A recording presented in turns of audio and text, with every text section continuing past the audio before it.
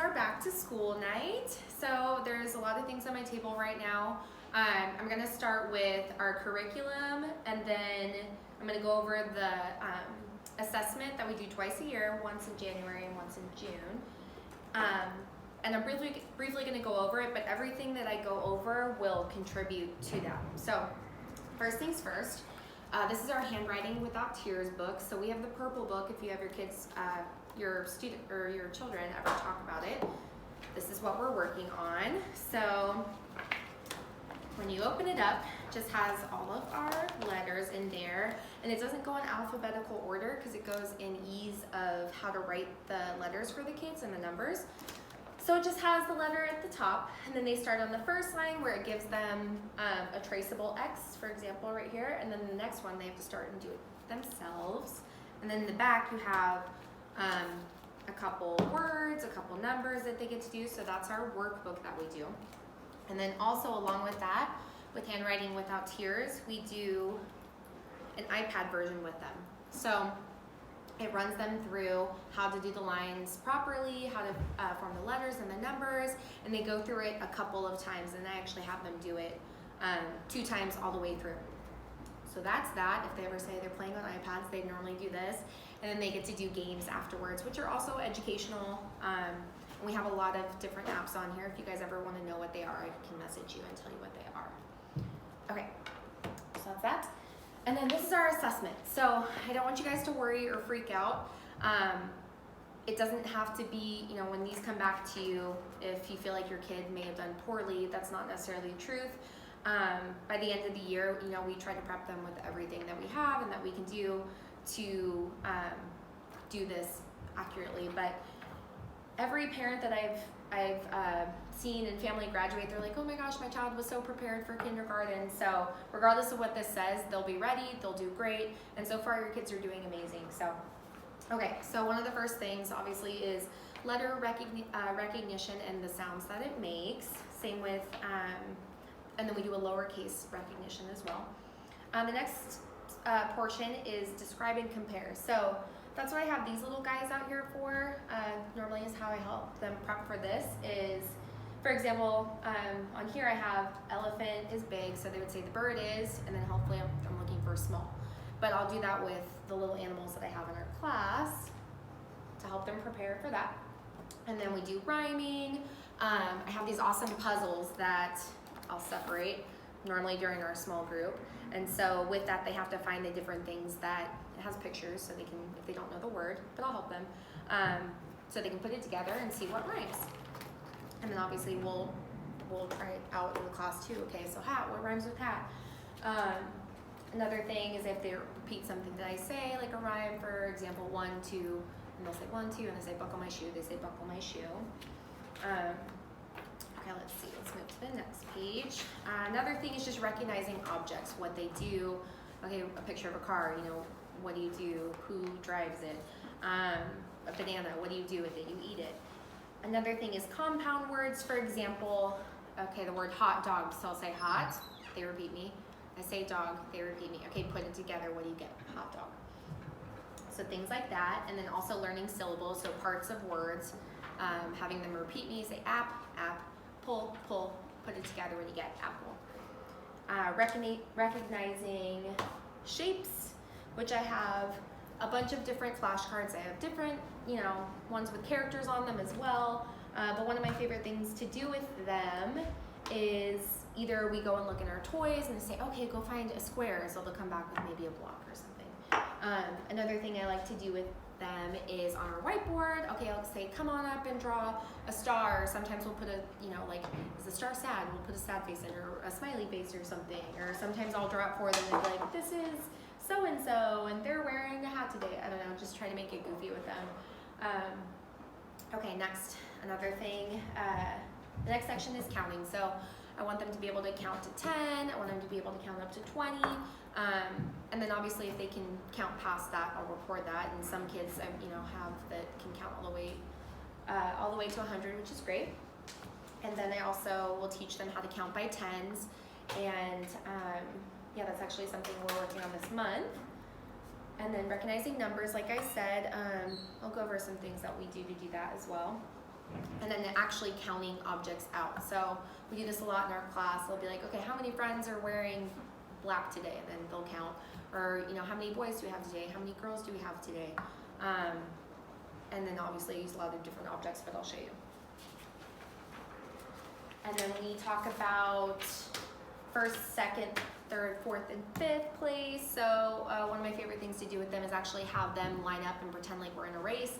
But I also use these little animals too, where I'll have them all set up and be like, okay, who's in first? Who's in second? You know, who's in fifth, and all that good stuff.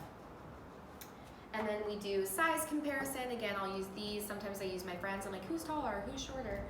And then lastly, patterns. So during the assessment, I normally use these guys. And so we'll create different patterns and have them complete the pattern with the different colors.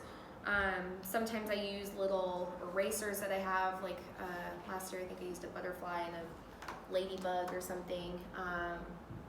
Yeah, so sometimes I use the toys for that as well. And then our sight words, and a lot of, I think, hopefully they've told you about their sight words because we do them every day. So I have a whiteboard that has them all up there, and we'll go through them every day. But I also have these worksheets. So this one, you've seen them come home. So we have these little dot markers, and so they have to find the ones that match the sight word in the middle. And then I have another one that has different activities to do to learn the sight word. But a lot of the time I'll try to have them make a sentence with it.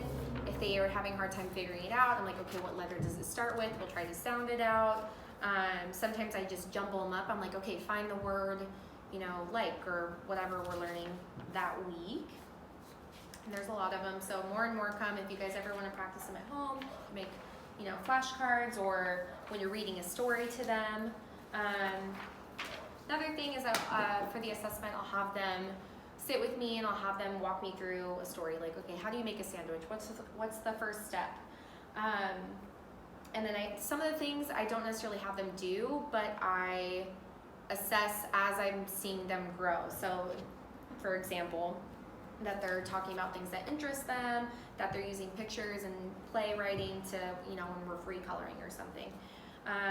Another thing with helping them to hold their pencil. Our pencils that we use for them are a little bit thicker, so it helps them to grip it. So far, all the kids are doing really well with that, which is awesome. And then, oh, we have a matching game. So another thing is matching in sequence, which is another thing I'll assess for. So I have these little cards, I'll mix them all up. We'll even do a memory game too, so you have to find the matching pieces, and they really like that. And then along with counting, so with these, again, I'll take away 3 or something, be like, how many are left? And they have to count them. So that's pretty much the assessment. If you guys have any questions, you can always ask me. But everything that we do helps with this.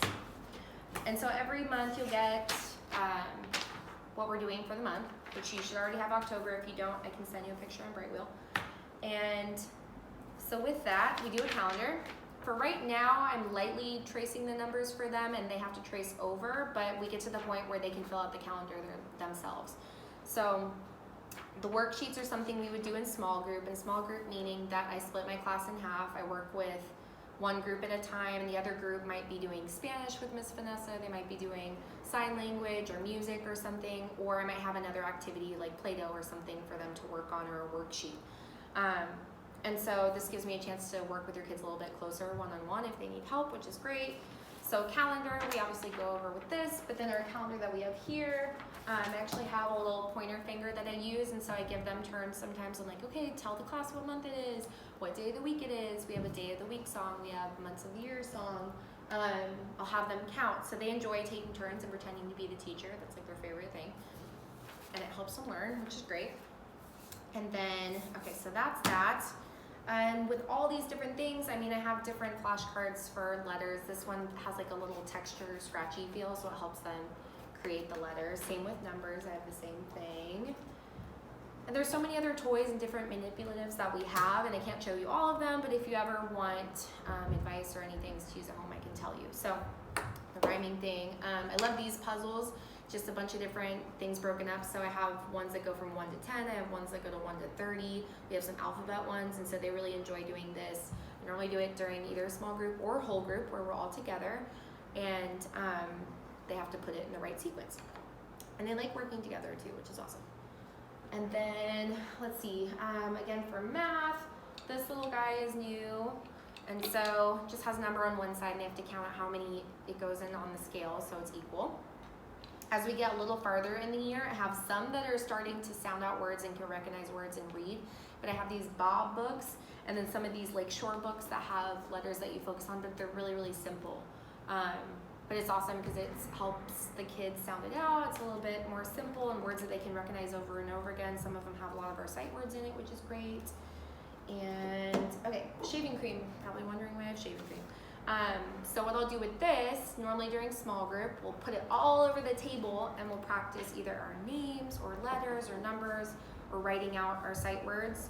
And they love that. So if you ever have them come home smelling like this, that's why. Same thing with the whiteboard. I have a bigger whiteboard, but they enjoy. I'm like, okay, write your name. Okay, write this sight word. Another thing we'll do to recognize our letters, we'll talk about the sound of them obviously, but find things in the classroom that start with T or what's, a word that starts with T. Play-Doh is always great, not just for playing, but we can spell our name. We can do math with that as well. We can count and, make little shapes with them. Yeah, so it's a lot of what we do. One more thing. We like to make crafts too, so sometimes we get crafts that come home. We made a square pumpkin. Some you see behind me, some won't come home because at the end of the year, you're gonna get a craft book with your, obviously your kid's name on it, not mine. And so we don't do the letters, but we do seasons. So you'll get, one page for September has a craft on the front and back, and then all the way through the end of the year, so that'll go home with them as well. And yeah, I think that's pretty much it for right now. We read books at whole group, but like I said, everything we go over will contribute to helping them be ready for kindergarten. So if you guys have any questions, just contact me on Brightwheel. I can give you my cell phone if you need it, or if you want to set up a time to talk more in depth about your child or anything. But they're really doing great. I love my group, and I love the fact that they all love each other and they're having a really good time. So yeah, just let me know if you guys need anything, okay? Thank you.